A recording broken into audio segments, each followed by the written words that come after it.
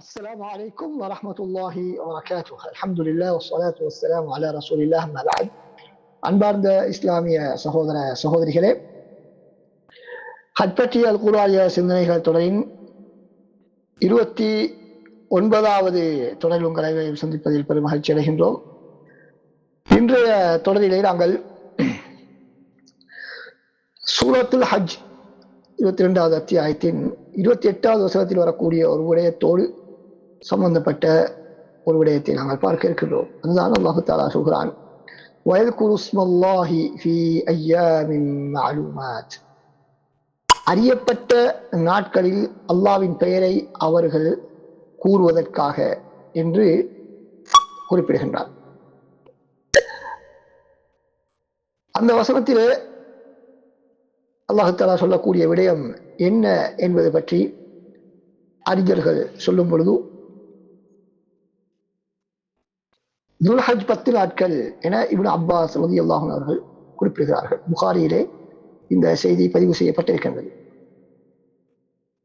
எனவே அந்த அடிப்படையில் நாங்கள் அடைந்திருக்கக்கூடிய அல்லது தற்போது இன்னும் சிறிது நேரத்தில் அடைய இருக்கின்ற துல்ஹஜ்ஜினுடைய 10 நாட்கள் சம்பந்தமான சில விடயங்களை உங்களோடு பகிர்ந்து கொள்ளலாம் என நினைக்கின்றேன். அன்பார்ந்த சகோதரர்களே, அல்லாஹ் சுப்ஹானஹு வ தஆலா வரப்புக யஹ்லுகு மா யஷாஉ வ யக்தார். உங்கள் இறைவன் தான் நாடியதை படைப்பான், அவன் தான் படைக்கின்றான். வரப்புக யஹ்லுகு மா யஷாஉ வ யக்தார், அவன் நாடியதை தெரிவு செய்கின்றான். அப்படியாக அல்லாஹ் தஆலா தான் குறிப்பிட்ட நாட்களை சிறப்புப்படுத்துவதும் சிறப்பாக்குவதும், குறிப்பிட்ட இடங்களை, குறிப்பிட்ட மனிதர்களை, குறிப்பிட்ட பொருட்களை சிறப்பாக்கக்கூடிய அந்த முழு அதிகாரத்தையும் அல்லாஹ் சுப்ஹானஹு வ தஆலா தான் பெற்றிருக்கின்றான். அந்த அடிப்படையிலே அப்படியாக அல்லாஹ் தஆலா சிறப்பாக்கிய முக்கியமான தினங்கள் தான் இந்த துல்ஹஜ்ஜுடைய 10 தினங்கள் என்பதை நாங்கள் அறிய முடியும். இந்த துல்ஹஜ் சம்பந்தமாக நாங்கள் ஏற்கனவே சொன்ன அந்த வசனம், அது மாத்திரமல்லாமல் இன்னும் பல ஆதாரங்கள் இந்த துல்ஹஜ்ஜினுடைய முதல் 10 தினங்கள் மிக மிக முக்கியமான தினங்கள் என்பதை எங்களுக்கு காட்டி நிற்கின்றன. அதிலே அடுத்த முக்கியமான ஆதாரம் சூரா அல் ஃபஜ்ர் 89வது அத்தியாயம் 1, 2 ஆகிய வசனங்களில் அல்லாஹ் தஆலா சொல்கிறான், வல் ஃபஜ்ரி வலயாலின் அஷ்ர், விடியற்காலை மீது சத்தியமாக, 10 இரவுகளின் மீது சத்தியமாக என்று அல்லாஹ் தஆலா சொல்கிறான்.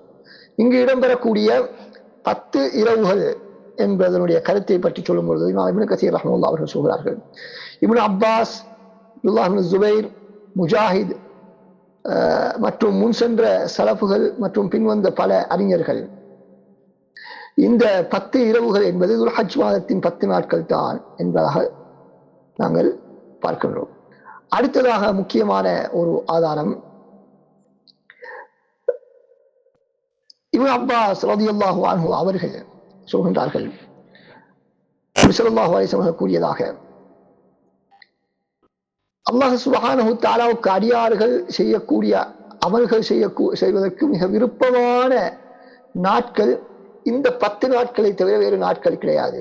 இந்த 10 நாட்களை தவிர அடியார்கள் அமல் செய்வதற்கு விருப்பமான வேறு எந்த நாட்களும் அல்லாஹ்விடத்திலே கிடையாது என்பதாக சொல்கிறார்கள். அப்பொழுது சஹாபாக்கள் கேட்டார்கள், யா ரசூலல்லாஹ், அல்லாஹ்வின் பாதையில் ஜிஹாது செய்வதை விடவுமா இந்த நாட்களில் அமல் செய்வது அல்லாஹ்வுக்கு விருப்பமானது?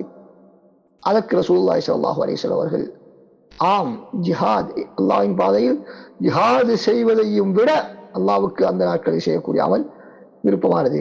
ஆனால் ஒரே ஒரு விதிவிலக்கு, யார் தனது உயிரையும் உடைமைகளையும் அல்லாஹ்வின் பாதையில் ஜிஹாதுக்காக சென்று இழந்து விட்டாரோ அவரை தவிர, அவரை மாத்திரம் யாராலும் முந்த முடியாது, இந்த நாட்களில் செய்யக்கூடிய அமல்களினால் முந்த முடியாது என்பதாக ரசூலுல்லாஹி ஸல்லல்லாஹு அலைஹி வஸல்லம் சொல்கிறார்கள். இந்த ஹதீஸும் புகாரியிலே பதிவு செய்யப்பட்டிருக்கிறது. இமாம் இப்னு ரஜப் ரஹ்மத்துல்லாஹ் அவர்கள் என்ன கூறுகிறார்கள், இந்த நாம் மேற்கூறிய இந்த ஹதீஸ் மிக பெரும் ஒரு சிறப்பை எங்களுக்கு சொல்கிறது. ஏனைய நாட்களில் மிகச்சிறந்த அமல்களுக்கு நிகரானதாக இந்த காலத்தில் செய்யக்கூடிய சாதாரண அமலும் ஆகிவிடுகின்றது. ஏனைய காலத்தில் ஜிஹாத் என்பது மிக மிக சிரமமான, மிக உயர்ந்த நன்மைக்குரிய ஒரு செயல்பாடு. அப்படியான செயல்பாடை விட இந்த நாட்களில் செய்யக்கூடிய சாதாரண அமலுக்கும் அந்த சிறப்பு கிடைத்து விடுகிறது என்பதாக குறிப்பிடுகிறார்கள். எனவே துல்ஹஜ் மாதத்தில் துல்ஹஜ் முதல் 10 செய்யப்படும் நல்லமல்கள் மற்ற நாட்களில் செய்யும் அமல்களை விட பல மடங்கு சிறப்பை பெறுகிறது. ஒருவர் தன் உடலாலும் பொருளாலும் செய்யும் அறப்போர் அதனை தியாகம் செய்து ஷஹீதாகியவரை தவிர என்பதை நாங்கள் இந்த ஹதீஸிலிருந்து புரிந்து கொள்கின்றோம். அடுத்ததாக நாங்கள் பார்க்க வேண்டும், இந்த ஹதீஸிலே அல்லாஹ் தஆலா என்ன சொல்கிறான், அந்த நாட்களில் செய்யக்கூடிய அமல்கள் அல்லாஹ்வுக்கு மிக விருப்பமானது என்று சொல்கிறான். ஏனைய நாட்களில் செய்யக்கூடிய அமல்களை விட பெரும் கூலியுடையது என்று மாத்திரம் அல்லாஹ் தஆலா சொல்லவில்லை, சிறந்தது என்று மாத்திரம் சொல்லவும் இல்லை. மாற்றமாக இப்படி சொல்கிறான், விருப்பத்துக்குரியது சொன்னால் அல்லாஹ் தஆலா எவ்வளவு நன்மை தருவான் என்று யாராலும் சொல்ல முடியாது. அந்த அளவுக்கு மிக முக்கியமான நாட்கள் தான் இந்த 10 நாட்கள்.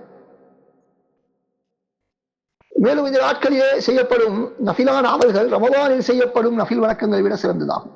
மேலும் இந்த 10 செய்யப்படும் கடமையான வணக்கங்களுக்கான நன்மை மற்ற நாட்களை விட பல மடங்கு இரட்டிப்பாக்கப்படும், பல மடங்கு நன்மைகள் கிடைக்கும் என்பதாக சொல்கிறார்கள் இமாம் இப்னு ரஜப் ரஹ்மத்துல்லாஹி அவர்கள் ஃபத்ஹுல் பாரியிலே. அடுத்ததாக முக்கியமான ஒரு வசனம், இந்த 10 நாட்களில் தான் அல்லாஹ் தஆலா இஸ்லாமிய மார்க்கத்தை முழுமைப்படுத்திய அந்த அரஃபா தினமும் உள்ளடங்குகிறது. சூரா அல் குர்ஆனிலே அல்-மாஇதா 5வது அத்தியாயம் 3வது வசனத்தில் அல்லாஹ் தஆலா, இந்த மார்க்கத்தை உங்களுக்கு நாங்கள் பூரணப்படுத்தினோம், எங்களுடைய அருட்கொடையை உங்களுக்கு நாங்கள் பரிபூரணப்படுத்தினோம், இஸ்லாத்தை உங்களுக்கு மார்க்கமாக நாங்கள் ஏற்றுக்கொண்டோம் என்ற அந்த வசனத்தை இறக்கிய இடம் அரஃபாவுடைய மைதானத்தில், அரஃபாவுடைய தினத்திலே தான் அல்லாஹ் தஆலா இறக்கினான். எனவே அப்படி முக்கியத்துவம் வாய்ந்த அந்த நாளும் கூட இந்த 10 தினங்களில் தான் உள்ளடங்கி இருப்பது இந்த நாட்களுக்குரிய முக்கியமான ஒரு சிறப்பாகும். அடுத்ததாக இந்த நாட்களில் தான் வேறு எந்த நாட்களிலும் செய்ய முடியாத பல்வேறு விதமான வணக்கங்கள் இடம்பெறுகின்றன. மற்ற நாட்களில் செய்யக்கூடிய எல்லா அமல்களையும் இந்த நாட்களிலும் செய்ய முடியும். ஆனால் ஏனைய நாட்களில் செய்ய முடியாத எத்தனையோ அமல்களை இந்த நாட்களில் மாத்திரம்தான் எங்களால் செய்ய முடியும்.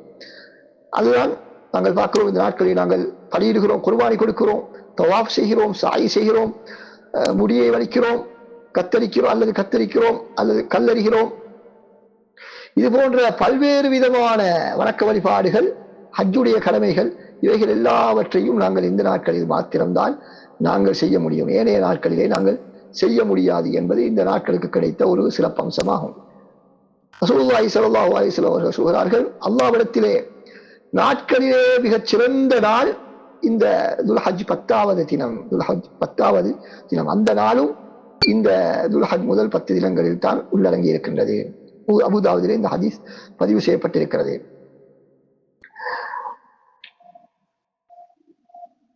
அடுத்ததாக இந்த இவ்வளவு சிறப்புகளை கொண்ட இந்த நாட்களிலே நாங்கள் முக்கியமான 6 அமல்களை செய்ய வேண்டும். முதலாவது அமல் என்னவென்று சொன்னால், அப்துல்லாஹ் இப்னு உமர் ரலியல்லாஹு அன்ஹு அறிவிக்கின்றார்கள், ரசூலுல்லாஹி ஸல்லல்லாஹு அலைஹி வஸல்லம் கூறியதாக, அல்லாஹ்விடத்திலே மிகவும் அமல்கள் செய்வதற்கு மிக விருப்பமான மகத்தான நாள் இந்த 10 நாட்கள் தான், அதை தவிர வேறு நாட்கள் கிடையாது. அல்லாஹ்வுக்கு விருப்பமான அமல் செய்வதற்கு விருப்பமான நாட்கள் என்று சொல்லிவிட்டு சொல்கிறார்கள். ரசூலுல்லாஹி ஸல்லல்லாஹு அலைஹி வஸல்லம் சொல்கிறார்கள், அந்த நாட்களில் நீங்கள் அதிகமாக லா இலாஹ இல்லல்லாஹ், அல்லாஹு அக்பர், அல்ஹம்துலில்லாஹ் என்பதை நீங்கள் சொல்லுங்கள் என்பதாக சொல்கிறார்கள். அதிகமாக தக்பீர் சொல்லுங்கள், அதிகமாக அல்லாஹ்வை புகழுங்கள் என்று சொல்கிறார்கள். அஹ்மதிலே இந்த ஹதீஸ் பதிவு செய்யப்பட்டிருக்கிறது. அன்பார்ந்த சகோதரர்களை, இந்த நேரத்தில் நாங்கள் தக்பீர் இந்த 3 லா இலாஹ இல்லல்லாஹ், அல்லாஹு அக்பர், அல்ஹம்துலில்லாஹ் இந்த 3ஐயும் உள்ளடக்கியதாகத்தான் சஹாபாக்களில் பல சஹாபாக்கள் மூலமாக அறிவிக்கப்படக்கூடிய அந்த தக்பீருடைய அந்த வாசகம் காணப்படுகிறது. அல்லாஹு அக்பர், அல்லாஹு அக்பர், லா இலாஹ இல்லல்லாஹு, அல்லாஹு அக்பர், அல்லாஹு அக்பர் வலில்லாஹில் ஹம்த். இந்த வாசகம் இந்த 3 விடயங்களையும் உள்ளடக்கியிருக்கிறது. எனவே தக்பீர் முறைகளில் இதுதான் சிறந்த முறை என்று அறிஞர்களால் சுட்டிக்காட்டப்படுகின்றது. இந்த முறையை நாங்கள் பயன்படுத்தி நாங்கள் தக்பீர் சொல்லலாம். வேறு முறைகளும் இருக்கின்றன, அவைகளையும் நாங்கள் பயன்படுத்தலாம். ஏனென்றால் அல்லாஹ் தஆலா பொதுவாகத்தான் தக்பீர் சொல்லுமாறு சொல்கிறான். ரசூலுல்லாஹ் பொதுவாகத்தான் அல்லாஹ்வை திக்ர் செய்யுமாறு சொல்கிறார்கள். எனவே எப்படி நான் அல்லாஹ்வை புகழ்ந்தாலும் தக்பீர் சொன்னாலும் அது செல்லுபடியாகும். அது சஹாபாக்களுக்கு மத்தியில் காணப்பட்ட முறைதான் நாங்கள் இப்பொழுது சொன்ன அந்த முறை. சாபாக்கள் தாபியங்களுக்கு பின்னால் வந்த பல அறிஞர்கள் அந்த முறையை ஏற்றுக்கொண்டிருக்கிறார்கள். இமாம் புகாரி ரஹ்மத்துல்லாஹி அவர்கள் சொல்கிறார்கள், இப்னு உமர் மற்றும் அபூ ஹுரைரா ரலியல்லாஹு அன்ஹுமா ஆகிய இருவரும் துல்ஹஜ் 10 நாட்களில் முதல் 10 நாட்களில் கடைவீதிக்கு சென்று தக்பீர் சொல்ல மக்களும் அவர்களைப் போல தக்பீர் சொல்வார்கள். அப்ப இந்த தக்பீரை நாங்கள் சப்தமிட்டு ஆண்கள் சொல்வது சுன்னத்தாக இருக்கிறது. எல்லா இடங்களிலும் நாங்கள் சென்று வரக்கூடிய எல்லா இடங்களிலும் மக்களுக்கு ஞாபகம் ஊட்டுவதற்காக நாங்கள் அதனை சப்தமிட்டு சொல்வது சிறந்தது. பெண்கள் அமைதியாக சொல்ல வேண்டும். பெண்கள் அமைதியாக சொல்ல வேண்டும். இந்த நாட்களிலே தக்பீர் சொல்வது மிக முக்கியமான ஒரு சுன்னத். அடுத்ததாக முக்கியமான ஒரு அமல் தான் இந்த நாட்களிலே செய்ய வேண்டிய அமல் நோன்பு நோட்பது. நோன்பு நோட்பது ரசூல் ஸல்லல்லாஹு அலைஹி வஸல்லம் அவர்கள் துல்ஹஜ் முதல் 9 நாட்களும் நோன்பு நோற்றதாக சில அறிவிப்புகளில் வந்திருக்கிறது. அந்த அறிவிப்புகளில் சில அறிஞர்கள் விமர்சனம் வைத்திருக்கிறார்கள். அந்த அறிவிப்பை நாங்கள் பலவீனமானது என்று சொன்னாலும் கூட எங்களுக்கு அந்த நாட்களில் நோன்பு நோட்பது அனுமதிக்கப்பட்டிருக்கிறது. ஏன் பொதுவாக நல்ல அமல்களை அல்லாஹ் தஆலா விரும்புகிறான் என்ற அடிப்படையில் அந்த நாட்களில் நாங்கள் அந்த நோன்பு நோட்பதில் அதிகமாக கவனம் செலுத்துவது ஒரு முக்கியமான ஒரு அமல். அடுத்ததாக 3வது அமல் தான் அரஃபாவுடைய நோன்பு. பொதுவாக நோன்பு, குறிப்பாக அரஃபாவுடைய நோன்பு. அரஃபாவுடைய நோன்பின் பற்றி ரசூல் ஸல்லல்லாஹு அலைஹி வஸல்லம் சொல்லும்போது என்ன சொன்னார்கள்? அரஃபா தினத்தின் நோன்பு முந்தைய வருடம் எதிர்வரும் வருடம் ஆகிய 2 வருடங்களுடைய பாவத்துக்கு பரிகாரமாக அமைகின்றது. சஹீஹ் முஸ்லிமிலே இந்த ஹதீஸ் பதிவு செய்யப்பட்டிருக்கிறது. அடுத்ததாக ஹஜ் பெருநாள் தொழுகை. அது முக்கியமான ஒரு வணக்கம். அதிலே நாங்கள் கவனஈனமாக இருக்கக்கூடாது. எல்லோரும் வயது வந்த ஆண்கள், பெண்கள், சிறுவர்கள், பெரியவர்கள் எல்லோரும் அந்த ஹஜ் பெருநாளுடைய தொழுகையிலே நாங்கள் கலந்து கொள்ள வேண்டும். 5வதாக குர்பானி. யாருக்கெல்லாம் குர்பானி கொடுப்பதற்கு வசதி வாய்ப்பு இருக்கிறதோ அவர்கள் குர்பானி கொடுக்க வேண்டும். குர்பானி எங்களுக்கு 10, 11, 12, 13 ஆகிய நாட்களில் நாங்கள் கொடுக்கலாம். இதிலே சிறந்தது பெருநாள் தினத்திலே கொடுப்பதுதான். ஏன்? அதுதான் முதல் 10 ஹஜ்ஜுடைய முதல் 10 தினங்களிலே வரக்கூடியது. முதல் 10 தினங்களிலே வரக்கூடியது. ஏனைய நாட்களில் கொடுக்க முடியுமாக இருந்தாலும் இந்த நாட்களில் கொடுப்பதுதான் அந்த அதிகமான நன்மையை எங்களுக்கு பெற்றுத்தரும். அடுத்ததாக குறிப்பாக பெருநாளுடைய தினத்துக்கு நிறைய சிறப்புகள் இருக்கின்றன. வருடத்திலே மிகச் சிறந்த நாள் என்ற பெயர் அதற்கு இருக்கிறது. யௌமுல் ஹஜ்ஜுல் அக்பர், ஹஜ்ஜுடைய மிக முக்கியமான நாள் என்று அழைக்கப்படக்கூடிய ஒரு நாள். எனவே அந்த நாளிலே அந்த வணக்கத்தை செய்வதற்கு நாங்கள் முக்கியத்துவம் கொடுக்க வேண்டும். அடுத்ததாக ஹஜ் கடமைகளை நாங்கள் ஈடுபடுவது. இதுவும் இந்த துல்ஹஜ் மாதத்திலே நாங்கள் முதல் 10 நாட்களிலே செய்ய வேண்டிய முக்கியமான ஒரு அமல். ஏற்றுக்கொள்ளப்பட்ட ஹஜ்ஜுக்கு அல்லாஹ் தஆலா சுவனத்தை கூலியாக தருகிறான். அதே போல அன்று பிறந்த பால்களை போல அந்த ஹாஜிகள் திரும்ப வருகிறார்கள் என்று ஹதீஸ்களிலே நாங்கள் பார்க்கின்றோம். இப்படியான 6 அமல்களோடு நாங்கள் மேலதிகமாக அல் குர்ஆன் ஓதுவது, தான தர்மம் செய்வது, தொழுகைகளை நாங்கள் சீராக்குவது. எங்கள் கடமையான தொழுகைகளை நாங்கள் பக்குவமாக தொழ வேண்டும். சுன்னத்தான தொழுகைகள், தஹஜ்ஜுடைய தொழுகை, துஹாவுடைய தொழுகை, வித்ருடைய தொழுகை, இது போன்ற எல்லா தொழுகைகளையும் நாங்கள் கவனம் செலுத்த வேண்டும். ஆண்களை பொறுத்தவரையில் அவர்கள் பள்ளி வாயிலுக்கு சென்று ஜமாஅத்தோடு அவ்வல் தக்பீரோடு எல்லா தொழுகைகளையும் தொழுவதிலே கவனம் செலுத்த வேண்டும். முடிவானவர்கள் ஒரு குர்ஆனையாவது முழுமையாக இந்த 10 நாட்களில் ஓதி முடிப்பதற்கு நாங்கள் முயற்சிக்க வேண்டும். தக்பீர்களை எத்தனை லட்சம் தக்பீர்கள் எங்களால் சொல்ல முடியுமோ அத்தனை லட்சம் தக்பீர்கள், பல்லாயிரக்கணக்கான தக்பீர்கள், தஹ்மீத், அல்லாஹ்வை புகழ்வது, அல்லாஹ்வை லா இலாஹ இல்லல்லாஹ் என்ற வார்த்தைகளை நாங்கள் அடிக்கடி எல்லா இடங்களிலும் நாங்கள் உச்சரித்துக் கொண்டிருக்க வேண்டும். இந்த நாட்களில் செய்யக்கூடிய அமல்களுக்கு அந்த அளவுக்கு அல்லாஹ்விடத்திலே பெரும் ஒரு மரியாதை, மதிப்பு இருக்கிறது. அதனால் தான் சில அறிஞர்கள் ரமதானுடைய இறுதி 10 விட இந்த நாட்களுக்கு மிக முக்கிய சிறப்புகள் இருப்பதாக சொல்லியிருக்கிறார்கள். நிறைய பேர் ரமதானுடைய இறுதி 10க்கு அதிகமான முக்கியத்துவத்தை வழங்குகிறார்கள்.